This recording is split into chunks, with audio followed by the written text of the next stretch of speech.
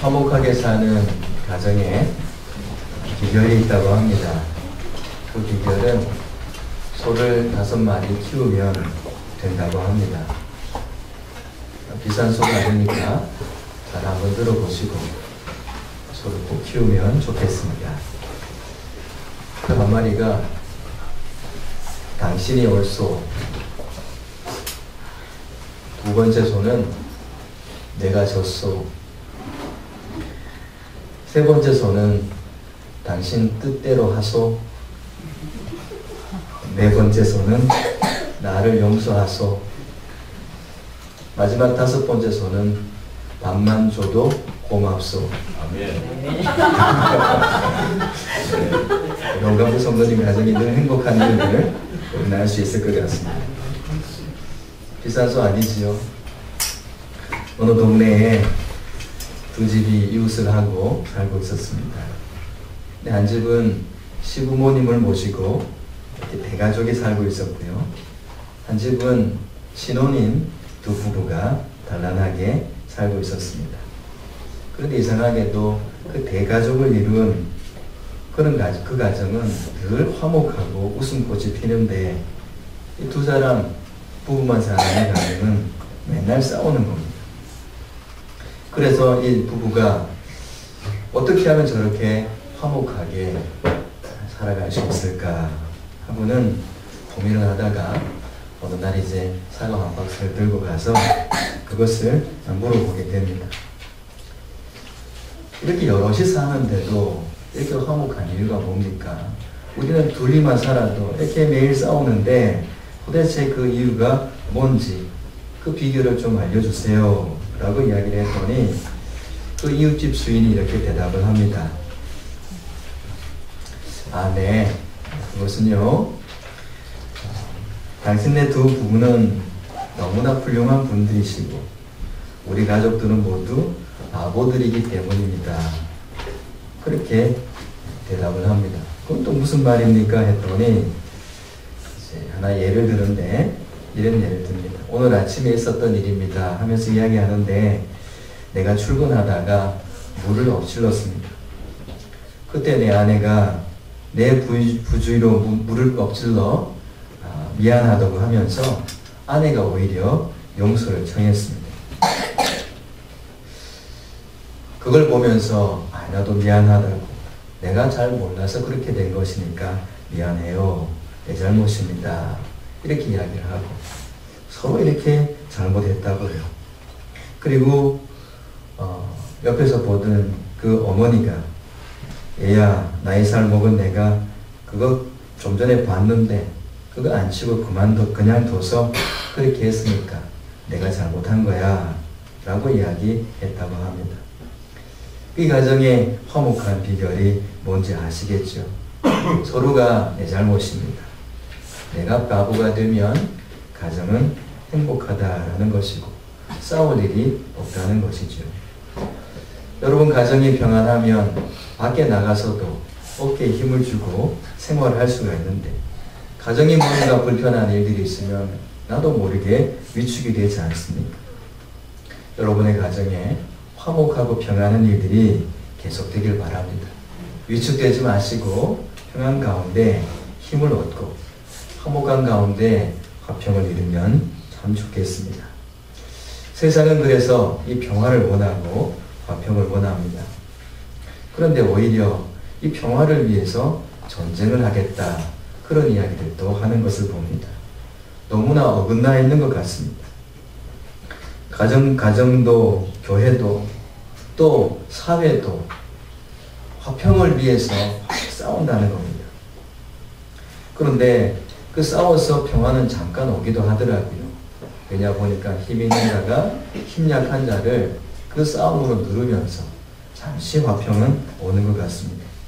그런데 시간이 지나면 힘의 균형은 언제든지 또 달라지더라고요. 힘의 균형이 달라지는 순간 또 싸움이 일어나는 것입니다. 그래서 세상에 주는 그 평안이라는 것은 잠깐뿐이라는 것이죠. 힘의 균형 때문에 잠시 주어지는 것이죠. 사람들이 잘 몰라서 힘으로 화평을 이루려고 합니다. 진짜 화평은 하나님께 속한 것이고 성령님께서 주시는 것이 진짜 화평이라는 것이죠. 진짜 화평은 힘이 아니라 성령님 안에서 이루어지는 것입니다. 화가 두 사람이 그림을 그렸습니다. 제목이 화평, 또 평안, 이런 제목을 가지고 두 사람이 함께 그림을 그렸는데, 한 사람이 그린 그 화평의 그림은 시골 농촌에 커다란 호수가 있는데 그 호수에 달밤에 달이 비치는 그 모습을 이렇게 그려놨습니다. 이게 화평이야 하면서 이렇게 그림을 올려놨습니다. 정말 달빛이 은은하게 그 호수에 비치는 그 모습이, 잔잔한 그 호수 아래에 비춰진 그 달빛이 너무너무 화평스러웠던 거죠. 그런데 또 한 사람의 화가는 이렇게 그림을 그렸습니다. 거대한 물보라가 막 쏟아지는 폭포를 그려놓은 겁니다. 폭포가 막 쏟아지는 것입니다. 근데 그 폭포수 바로 옆에, 그 폭포가 막 튀는, 물결이 막 튀는 그 옆에 자그마한 자작나무가 이렇게 있었는데, 그 자작나무 위에 새 둥지가 하나 있는 거예요. 그리고 그 새 둥지 안에 새끼새가 있고 어미새가 그 새끼새를 이렇게 품고 있는, 그러면서 그 어미새가 모든 물보라를 다 감당하면서 그렇게 새끼를 품고 있는 그 그림을 그려놓은 겁니다. 어떤 것이 진짜 평화일까요?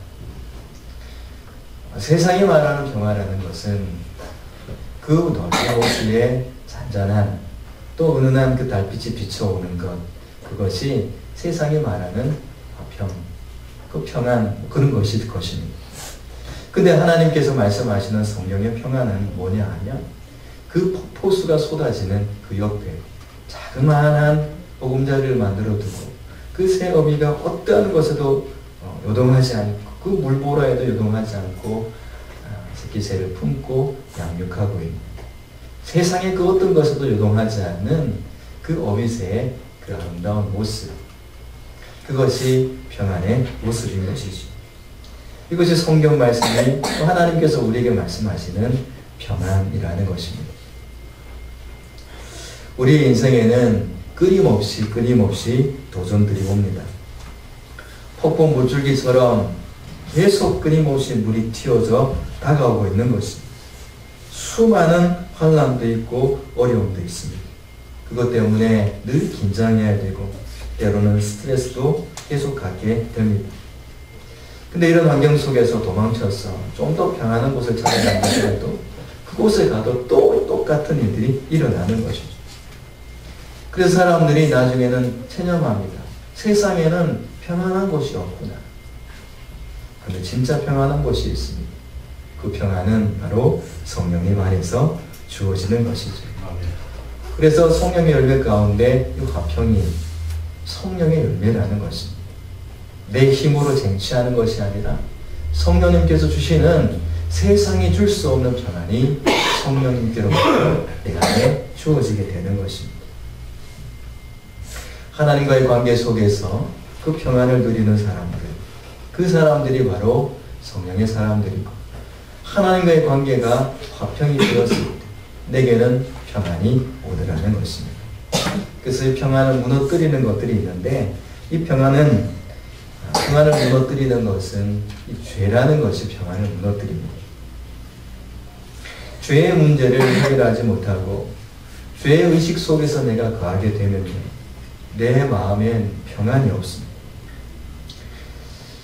하나님의 용서가 내게 있음에도 불구하고 여전히 죄의 의식 속에서 죄 때문에 고통하고 있다면 내게는 평안이 절대 없습니다. 여러분, 오늘 내 안에 혹시 죄나 죄의식이 있습니다. 그런 것들은 내게 주어진 이 아름다운 성령의 열매인 평안을 다 빼앗아가 버리는 것입니다.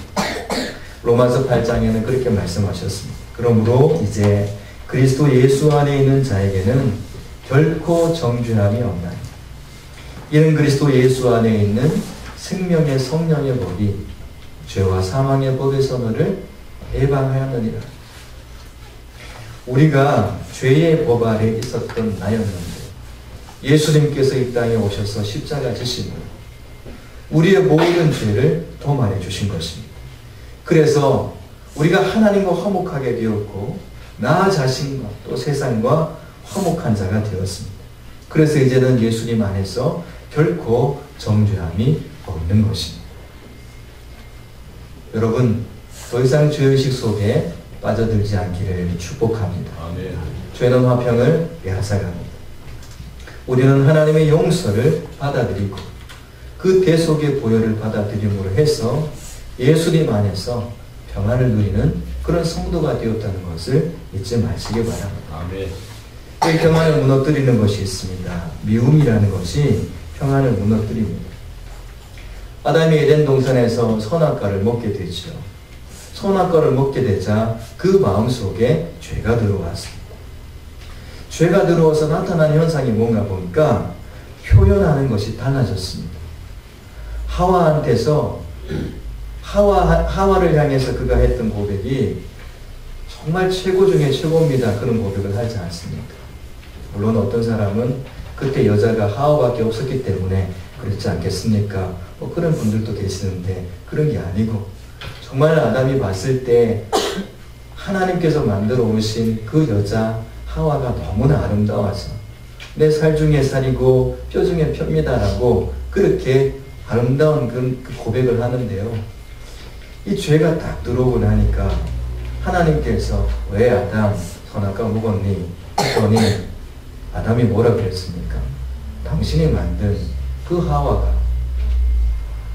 그 하와가 줘서 내가 먹었어요. 아니 그렇게 하와를 향해서 사랑을 고백하고 정말 최고다 그냥 그런 고백했던 그 사람이 마음속에 죄가 딱 들어오니까 언어가 달라지는 겁니다. 미움의 언어가 탁 나타나지 않습니까?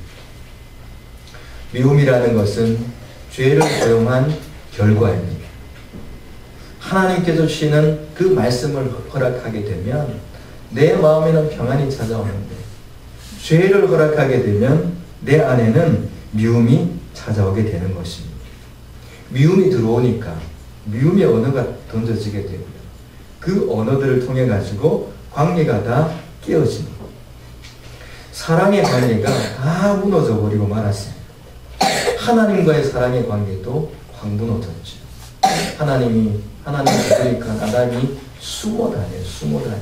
피해 다닙니다. 하나님과의 관계가 무너져 버렸어요. 그리고 그렇게 살아가는 아내 하와의 관계도 무너져 버린 것입니다. 성격이 서로 다르기 때문에 그런 게 아니고요. 사실 그 모든 것 안에는 죄라는 그 죄가 이렇게 미움으로 표현되면서 그 관계가 깨어지는 것입니다. 하나님에 대한 감사도 없어지고 오히려 하나님에 대해서 불편하게 되었습니다. 이 미움이라는 것은 마음의 평안을 무너지게 만듭니다. 미움이 내 안에 들어왔다는 것은 주님께서 주신 평안이 내 안에서 깨어져 버렸다라는 증거입니다. 여러분 혹시 누군가 미워하는 사람이 생겼습니까? 그가 미운 짓을 하기 때문에 그런 것이 아니고 내 안에서 평안이 무너져 버렸기 때문입니다. 이 평안이 무너지면서 남을 미워하고 그런 언어들이 내 안에서 나오게 되는 것이죠. 미움이 들어오면 그래서 분노하게 됩니다. 우리 육신에도 미워하게 되면 잘 먹어도요 소화가 잘 안 되더라고요. 잠이 잘 없니까 잠도 잘 안 와요.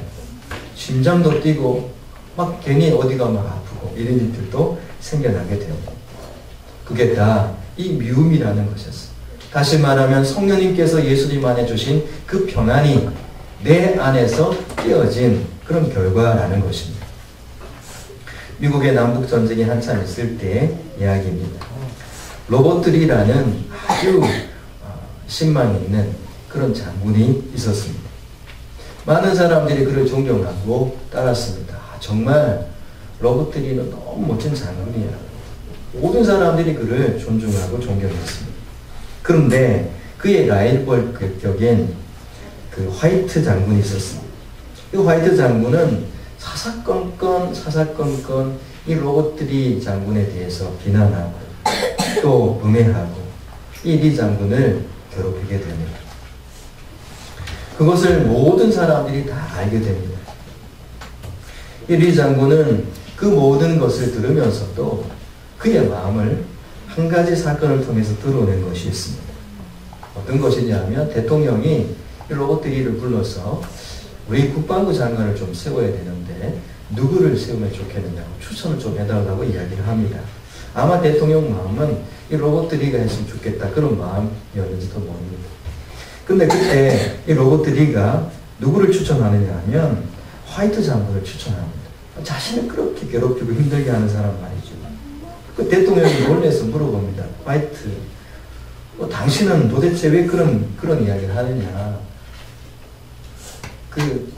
로봇들이 그렇게 이야기했죠. 어떻게 그 화이트 장군을 추천하느냐라고 이야기했죠. 그 화이트 장군은 당신을 그렇게 미워하고, 그렇게 많은 음해도 하고, 없는 말도만 만들어내면서 괴롭히는데, 어떻게 그 사람을 추천할 수 있습니까? 라고 이야기를 합니다.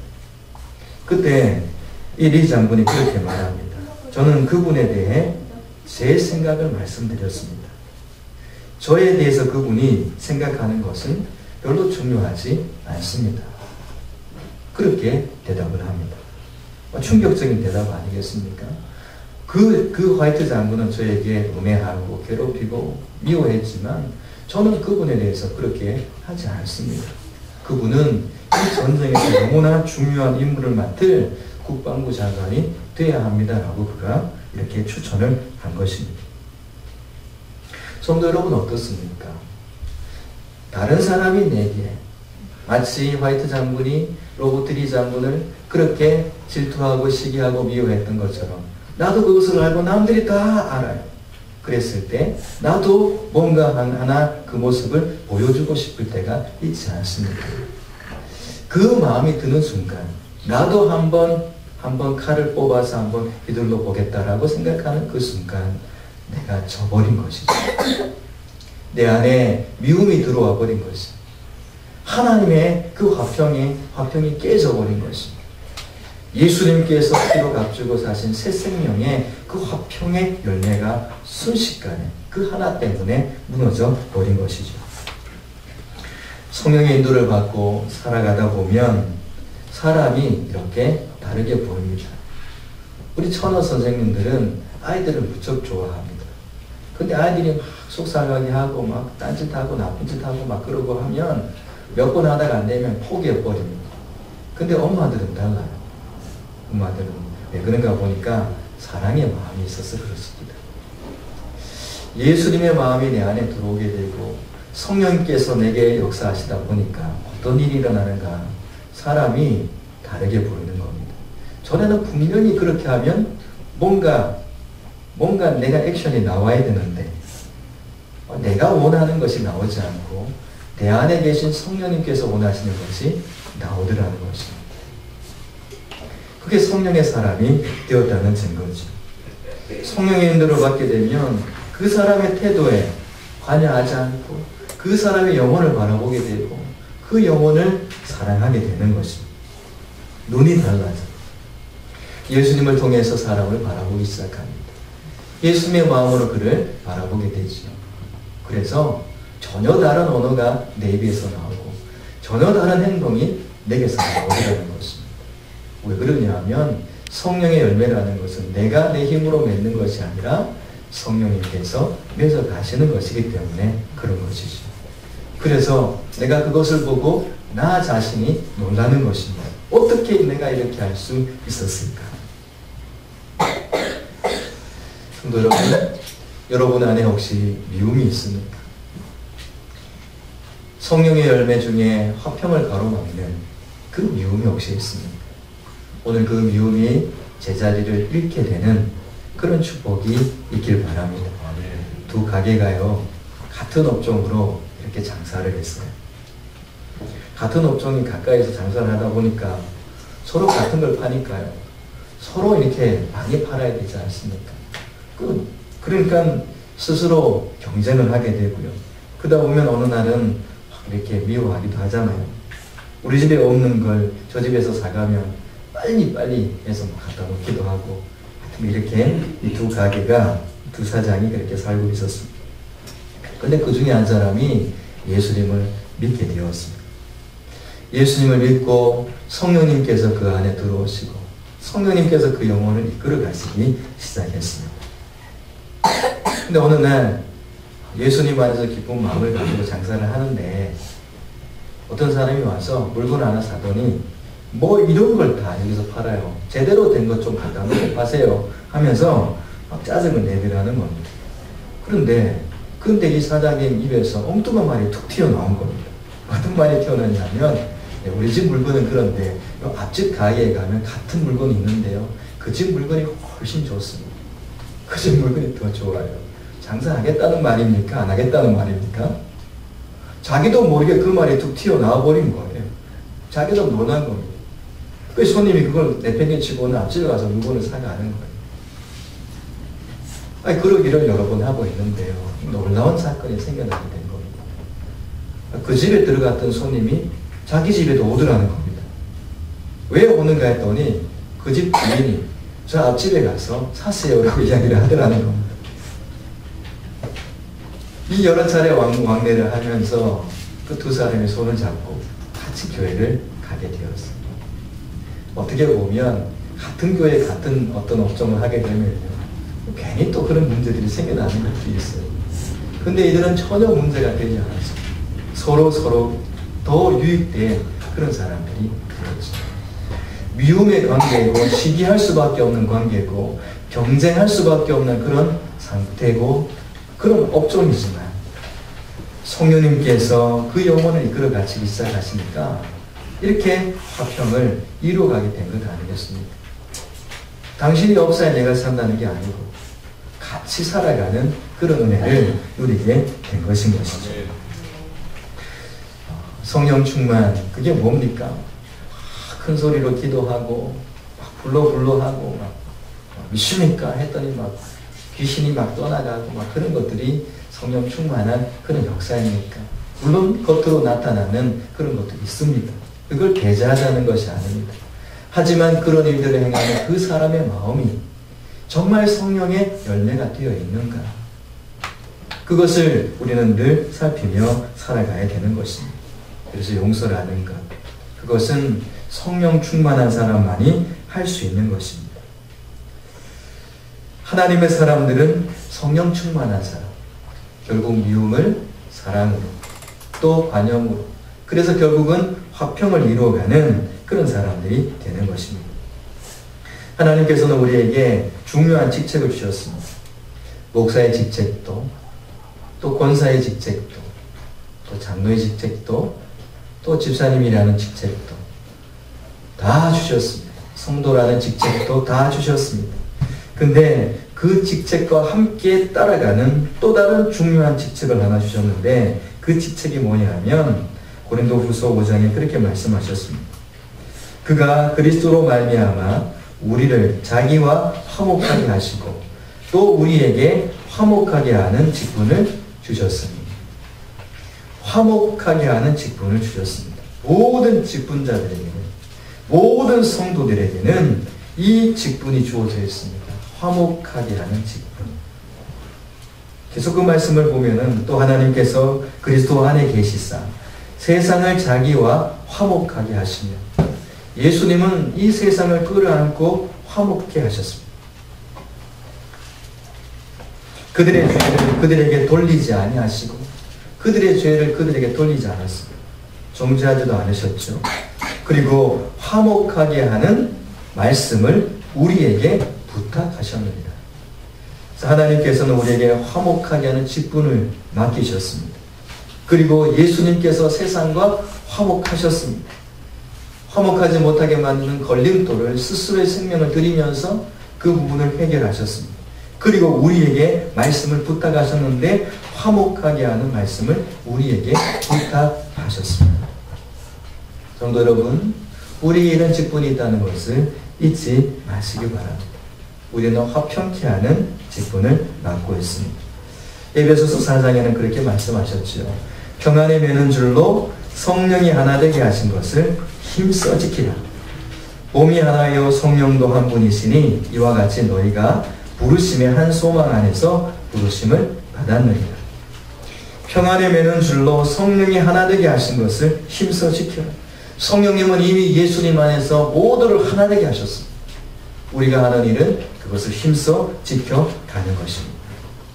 그것을 우리 교회에, 여러분들의 가정에 주신 사명인 것입니다. 성령의 역사와 마귀의 역사를 구분하는 방법이 하나 있습니다. 그 중에 하나가 하나 되어 있는가, 아니면 분열해가고 있는가, 그것을 보면 그것이 성령의 역사인지 어둠의 역사인지 구분이 가능한 겁니다. 왜냐하면 성령님께서는 하나 되게 하시거든요. 하나 되게 하세요. 일을 할수록, 모일수록, 대화를 나눌수록 하나 되어 간다면 거기는 성령의 역사가 있는 것입니다. 그런데 만날수록, 일할수록 싸움이 일어나고 분열이 일어난다면 그것은 어둠의 역사라는 것입니다.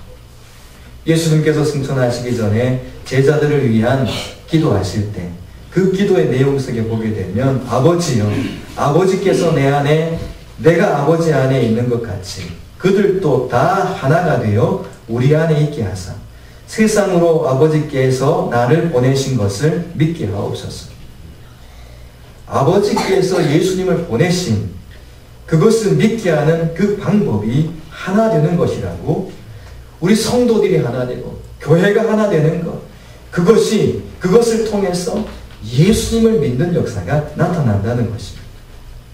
내게 주신 영광을 내가 그들에게 주었사오니 이런 우리가 하나가 된 것 같이 그들도 하나가 되게 하려 함이니. 주님께서 영광을 주셨어요. 그 영광을 통해서 우리 모두가 하나 되는 것이다 말씀하고 있습니다. 예수님의 승천하시기 전에 제자들을 향한 중보 기도의 내용입니다. 천국은 누가 갑니까?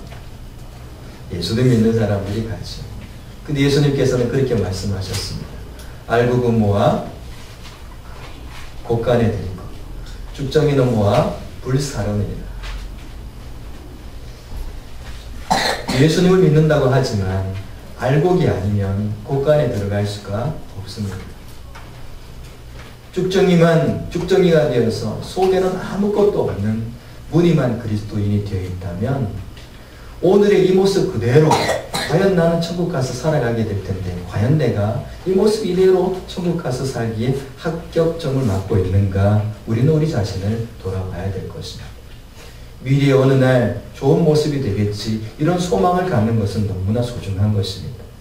하지만 오늘 내가 성령의 열매 안에 내가 거하지 않고 그 열매를 맺지 않고 있다면 우리 자신의 미래의 모습은 오늘의 내 모습과 똑같은 모습이 될 수 있다는 것에 우리는 관심을 가져야 되는 것입니다. 말씀을 이렇게 마무리하도록 하겠습니다. 화목해하는 사람, 화평을 이루는 그 사람은 천국 갈 준비가 되어 있는 사람입니다. 저희 모친께서 돌아가시기 전에 지병이 있어서 한 6개월 고생하셨습니다. 근데 그 마음속에 한이라 그러죠. 한국 사람들에게만 있는 한, 자식들에 대한, 또 환경들에 대한, 때론 남편에 대한 그 마음, 그 미움이 그 속에 있었습니다. 근데 하나님께서 그 질병을 통해서 저는 보았습니다. 하나하나 다 내려놓게 하셨어요. 미움의 사람들, 사랑한 사람 용서했어요. 그리고 마음으로 연합을 하는 것을 제가 봤습니다. 그리고 그 연합이 다 이루어졌을 때 하나님께서는 그 영혼을 데려가셨어요. 너무나 평안하게. 한복을 입혀드렸어요. 왜냐하면 한복 입고 싶다. 그래서 한복을 입혀드렸어요. 보통 시신을 보면 딱딱해서 이렇게 경직이 되어서 어려워요. 잘 어려워요. 제가 좀 늦게 도착을 했는데 그때까지 다 형님들이, 가족들이 기다리고 계셨어요. 옷을 이렇게 한복을 입히는데 살아 계신 것 같더라. 시간이 좀 많이 흘렀는데도 불구하고 말이죠. 화평을 이룬다는 것은요, 우리가 열매를 맺는다는 것입니다. 쭉정이가 아니라는 이야기입니다. 그리고 하나님의 사람이 되어서 하나님의 나라에 들어가는 것입니다. 산상수훈에서 말씀하신 것, 화평케 하는 자는 복이 있나니 그가 내 아들이다. 하나님의 아들이라고 말씀하셨습니다. 천국은 누가 갑니까? 하나님의 자녀들이 갑니다. 화평케 하는 자, 그가 하나님의 나라의 주인공이 되는 것입니다. 성도 여러분, 우리 안에 있는 이 화평의 은혜가 성령님께서 주시는 것으로 더욱더 풍성해서요, 이 미움과 다툼과 시기가 다 떠나가고 하나님께서 원하시는 온전한 평안이 우리 모든 성도들에게 가득하기를 주님의 이름으로 축복합니다. 아멘. 하나님 아버지